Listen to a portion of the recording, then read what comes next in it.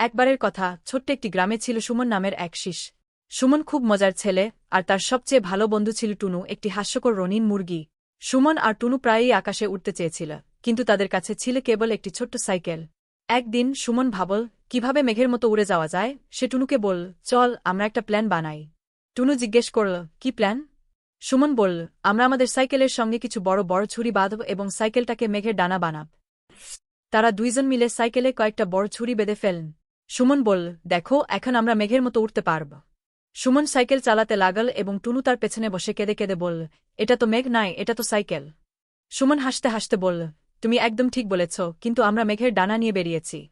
এমন সময় গ্রামের কিছু লোক তাদের দেখল এবং হাসতে লাগল।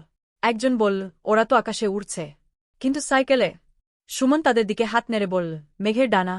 একটু অপেক্ষা করুন, আমরা ফ্লাই করছি। হঠাৎ সাইকেলের এক ছুরি খুলে গেল এবং সুমন আর টুনু দুজনেই মাটিতে পড়ে গেল। টুনু বলল, এই তো মেঘে গিয়ে পড়লাম। সবার হাসি আরও বার। সুমন লাফিয়ে উঠে বলল, ঠিক আছে, পরের বার আমরা সত্যি সত্যি মেঘে যাব। সেখানে সবাই একসঙ্গে হেসে উঠল, আর সুমন ও টুনু বুঝতে পারল যে সত্যিকারের আনন্দ হল এই মজার মুহূর্তগুলোতে।